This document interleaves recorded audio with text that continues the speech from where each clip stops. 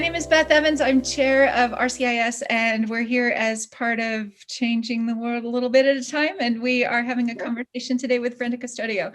And Brenda, introduce yourself. Tell me who you are and what it is that that brought you to RCIS, how you're involved with refugees. Let's go. Okay. I've been a teacher. I'm retired from full-time teaching. And when I first started teaching, it was just high school English and history. I actually worked at a career center. And then I left teaching for a while to have my children.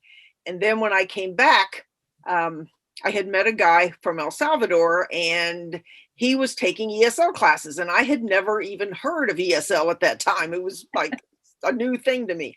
So I thought, well, I'm an English teacher. I can do this. So we got married and moved to New York City, and I was looking for a position in teaching in New York, and I sent out a whole bunch of applications and resumes and that kind of stuff. The day after Christmas, I got hired before New Year's Day. I mean, that's how desperate. Like 4 days later, I got hired, but it was for teaching adults, and I had never worked with adults before. But I taught at two different business schools in New York City. One was actually right next door to the Empire State Building, which sounds wonderful, but the beautiful Empire State Building and this little crappy building that I worked in. But it was exciting, and it was a new field I'd never been in. And then we decided to move back to Ohio, which is where I live now. I had been here before, and then I came back. And when I came back, I applied for a position in Columbus, Ohio. I had never lived here. I'd lived outside of Columbus. And when I got the interview, the guy says, now, if you could have any job that you would want, what would you do? I said, I would love to teach ESL, but I don't think you have that program. And he goes, well, yes, we just started one. This was 1985. So he gave me the name of the guy that was the head of the ESL department. So I called him and set up a time just to meet with him to talk about what they were doing in the ESL department, how it was working, that kind of stuff. I thought I was interviewing him. He thought he was interviewing me. So at the end of the interview, he says, now the position I'm going to offer you, and I about fainted because I thought, I didn't know I was here for a job interview. I thought I was just checking with him on what options there were, because it was like late October, they usually only hire you in the summer. Yeah. So anyway, that's how I ended up in ESL. And I stayed with Columbus City Schools for 27 years. And what level was that? I started out at high school. Then I moved to as a tutor. We were all they were 4 full-time teachers and like 30 some of us that were part-time. And then I got hired as a full-time teacher, and I moved to a middle school for 10 years. I was telling you before we started recording, it was the best position I ever had. I loved that school. And then I moved into district level supporting teachers, all secondary teachers at that level. And I also helped to create a newcomer program for Columbus, Ohio.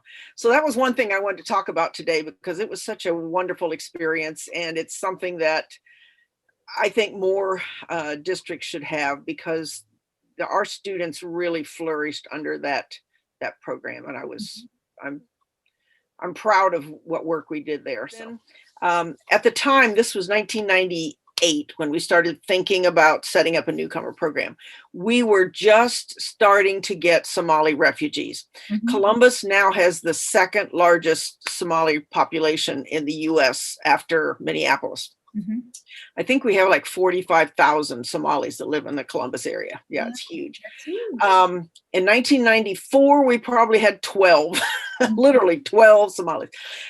So they were just flooding the city, and the district didn't know what to do. We were like, oh my God, what are we going to do? What are we going to do? So a friend of mine who worked at the elementary that fed into my middle school, the man who had been the ESL supervisor before, and he had now gone back into being just a principal of an elementary school. A couple of nurses and some other, maybe 2 or 3 other people. We all started getting together every week or two, talking about what was going on in the district, and that we really needed, the administrators were saying, please give us some help. What can you come up with? So somebody, and I don't remember who it was, it might've been one of the nurses, actually had a contact with the assistant superintendent and got permission from her to set up an official task force. And this task force was charged with figuring out what to do to help all the new refugee kids that we were getting into the district. Mm-hmm. So we came up with 5 things that we wanted. One was starting a newcomer program.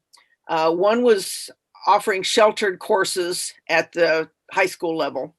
One was having a full-time ESL supervisor, because for the last 5 years, we had been under gifted and talented, we'd been under special ed, we'd been under social studies, we'd been under professional development. I mean, every year we'd have a new boss who didn't know what we were and didn't know what we, it was a mess. And the 5th one was that we hire more full-time ESL teachers, because at that time I think we had 13 ESL teachers for like 500 students. Mm-hmm. Right now, Columbus has 8,000 ESL students. So that's how much it's grown in the 20 years. So every one of those they agreed to. They said, yes, we see the need. Here's how much money you've got. Here's 2 buildings you can have. They gave us 1 floor of a middle school to start a middle school program. And they gave us 1 floor of a high school to start a high school program. They called them welcome centers because they wanted us to let the kids feel welcome. Yeah.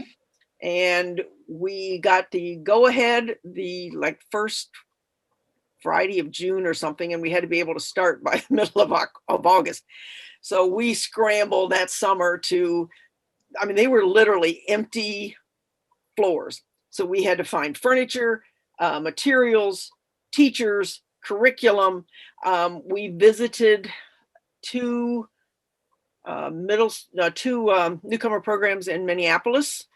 And we also did a lot of contacting of other people. I had been to several newcomer programs. Every year I went to TESOL, I would go a day early and go to the site visits. Mm-hmm. And I still do that. I love those site visits. So I had been to 2 different newcomer programs in New York City. I'd been to one in Seattle. I don't remember the other ones, but I knew that there were newcomer programs out there. Mm-hmm. We also were in contact with Cal, because Debbie Short and Beverly Boyson, who both worked at Cal at that time, had done a study, or were actually in the midst of doing a study on newcomers. And they had contacted different districts and said, do you have one? And if so, they had put together this literally into a binder at that time. You can imagine, this was pre-internet. So we ordered this binder, and it was a list of all the schools that had newcomer programs and what they had in those programs and what worked and what didn't and that kind of stuff. So we used all that and put together a newcomer program. I think we had maybe 100 to 150 that first year. Mm-hmm. And we started adding grade levels. When I retired, we had 800 students, and we'd put the middle and the high school together. Right now, they're breaking it back apart. They're moving the middle school to a different school. Mm-hmm. They've put the high school back down to a 1-year program. We used to let kids graduate from our program. Yeah. The state said no. I mean, it's totally been dismantled. It's very disheartening. Yeah, but it was really powerful for a long time. So yeah. So were most of your students who were there, were they refugees? Yes. Somali was our biggest population probably until mid 2000s. Mm-hmm. And then we started getting the Bhutanese Nepali. Yeah. We also have maybe 25,000 Bhutanese Nepali. I think we have the largest Bhutanese Nepali population now in the country.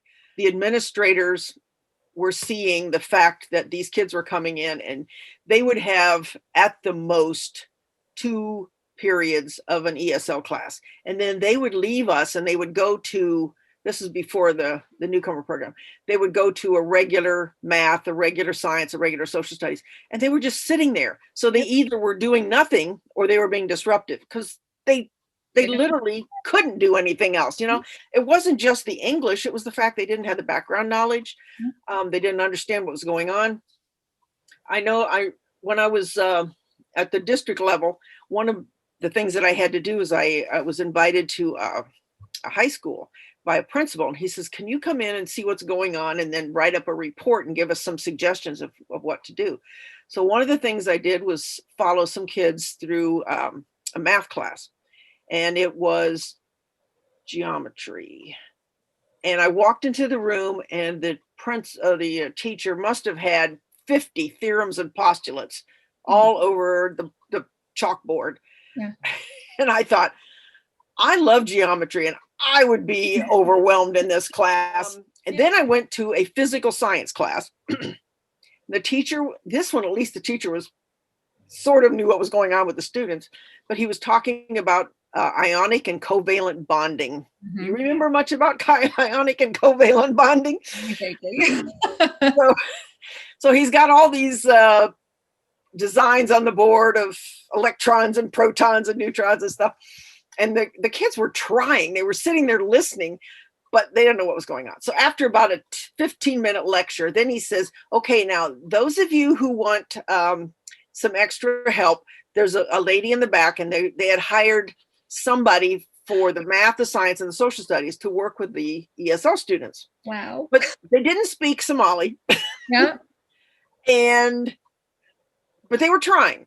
So the lady was there. She had listened to the presentation, and then she took the Somali kids in the back, and she was trying to explain to them in a little easier English what was going on. So I noticed the American kids, their chairs started moving back to the corner with this lady because they didn't know what was going on either. So I went back to the principal afterwards, and I said, it's not that the kids aren't trying. I said, they don't have the basics. I said, you have got to pull these kids out, give them a basic science class, a basic math class, mm-hmm. because they've got like second and third grade math skills. Yeah. It might have a little understanding of some basic science, but most of these kids were straight from a refugee camp. Yeah. So he was very amenable. He set up an ESL social studies, ESL math.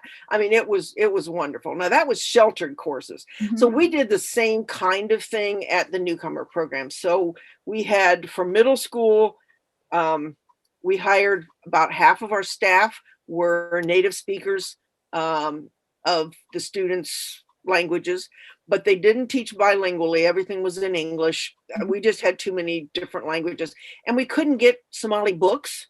Yeah. There was no country there to order them from. Yeah.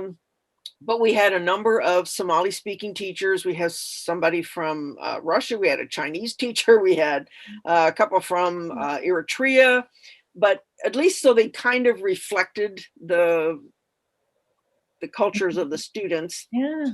And they understood kind of what the kids were going through. So they would teach with a lot of sheltered methodology. They'd all been trained in PSYOP. They all had to have TESOL endorsement to get hired. So we hired them, and then we gave them the TESOL endorsement. So they didn't have, we couldn't find anybody that was math and TESOL certified or science and TESOL certified. So the district agreed to allow the people to get hired if they would promise to go back and get the certification, and then the district offered it for free. And they're still doing that. Right before retirement, I wrote a book on how to set up a newcomer program. Mm-hmm. And then I joined together with a friend of mine, Judith O'Loughlin, and we became like colleagues, business partners, sort of. So we wrote a book on students with interrupted formal schooling. Mm-hmm. And then we also just finished a book on trauma. And we do a lot of presentations around the country. We used to travel a lot. Right now, we're doing everything virtually. But a lot of workshops, webinars, that kind of stuff. And then as far as where RCIS was going, I'm not sure how to get the word out to the rest of even TESOL, but especially to the world, that we exist and that we're here to support the education of refugees. I kind of came in through the back door. When I first went to TESOL, I was very involved in secondary intersection. And then refugee was like my secondary. It sounds weird, but my secondary was my primary. Yeah. And then refugee became my secondary. But the secondary intersection just faded away. And I think part of it is it was very difficult for them to be able to come on a regular basis to TESOL. Mm-hmm. The K-12 world does not support teachers coming to TESOL. It's really sad. I just usually had to pay for it myself, or I was lucky enough that every other year they might pay for me. Mhm. But because of my experience working with refugees, I just saw that as a real need. I always tried to attend as many sessions as I could on refugees. And so I started attending the business meetings for refugees concerns, and have stayed involved in that. So Yeah. All right. Well, Brenda, this has been lovely. And I feel like I could talk to you for another 2 hours, but yeah. I think that we probably both need to have dinner at some point. Yeah. Great. Thank you so much. I really appreciate your taking time out this evening. Okay, All thanks, right. Beth.